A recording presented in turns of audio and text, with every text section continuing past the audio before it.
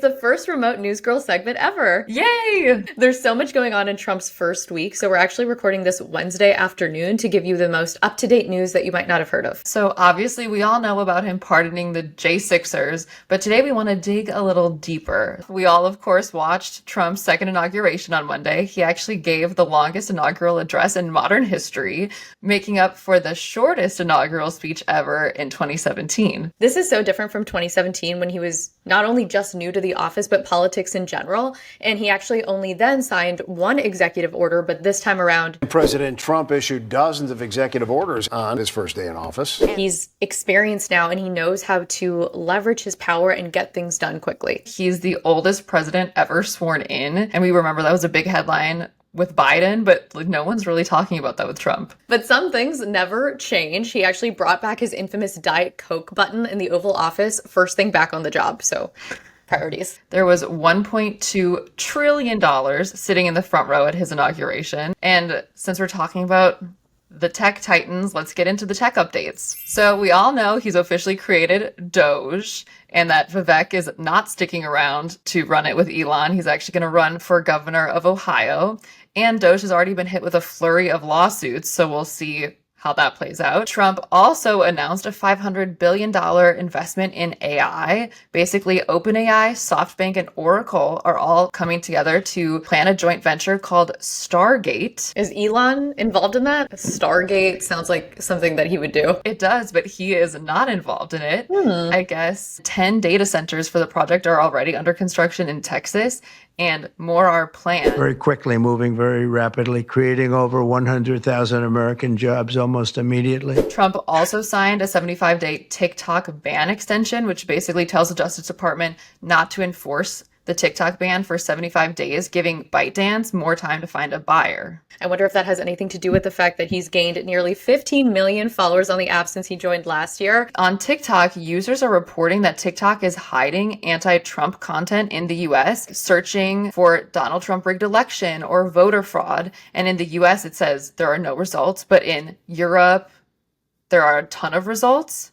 Same with if you say F Trump, it doesn't populate on TikTok anymore, but if you say F Biden, it does. Yeah, and there isn't like that much widespread reporting on this, so we're doing some digging on our own. So if you've had any experiences with this, like please comment below. Same with Meta. So a lot of Meta users have been reporting that their accounts just were forced to follow Trump and Vance on Facebook or Instagram. Like they did not press follow themselves. And this actually happened to me on Facebook. I was just scrolling the other day and I saw I was following President Donald J. Trump. So shifting into immigration, Trump passed a lot of orders when it came to immigration, and none of them were that surprising because he did build his campaign on these promises and said that it was going to be a priority during his term, like declaring a national emergency at the southern border.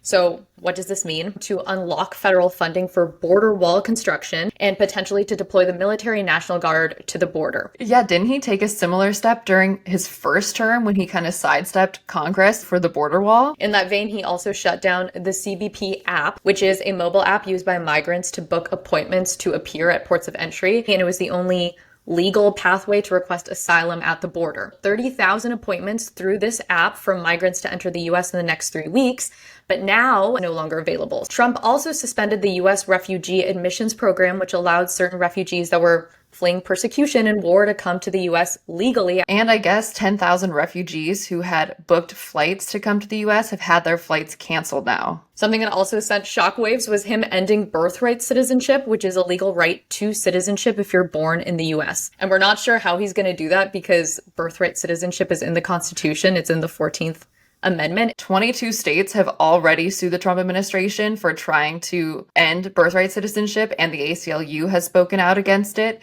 And this would affect 150,000 kids every year. A judge will actually consider a temporary restraining order against the directive on Thursday, so tomorrow. And lastly, we have the ICE raids. So the border czar, Tom Homan, said ICE officials have been instructed to begin arresting those that are here illegally, ending a policy that stopped ICE agents to arrest undocumented people at sensitive locations like houses of worship, schools, hospitals, domestic violence and disaster relief shelters. So these people can kind of just go into these places and arrest undocumented immigrants. I saw this morning Tom Homan told Fox News that ICE agents have already begun raids and have arrested 308 serious criminals just yesterday alone.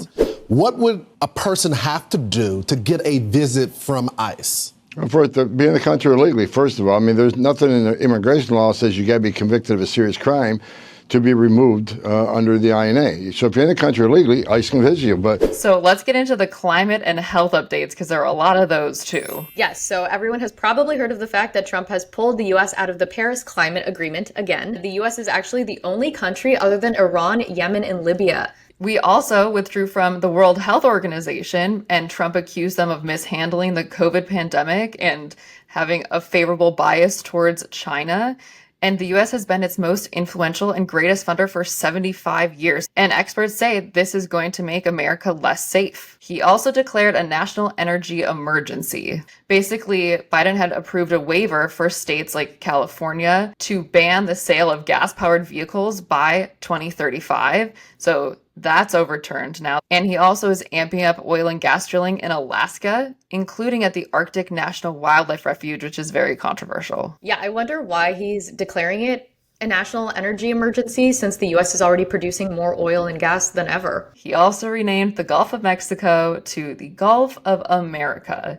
He ordered the Geographic Names Information System, which is the federal catalog that oversees the name of geographic features, to update this change within 30 days. So on all federal maps, it will now say Gulf of America within 30 days. Does this mean other countries have to call it the Gulf of America too? Like everyone has to change their maps and globes? Nope. No. And Florida actually already issued an official advisory of the winter system moving through the Gulf of America. Trump has signed orders changing the name of Mount Denali back to Mount McKinley. Basically, when the mountain was first named, it was named Denali, which means great one in the native language of the people in Alaska. And then it was renamed to honor President McKinley, who had been assassinated in 1901, even though McKinley had never visited Alaska or had any significant ties to the mountain or the state. So then when Obama was president in 2015, he restored the name Denali. Trump is also going after policies that he sees as woke. That was a part of his campaign promise. And as you've all probably heard, he passed an order designating that there are only two genders. The order is actually titled Defending Women from Gender Ideology Extremism and Restoring Biological Truth to the Federal Government.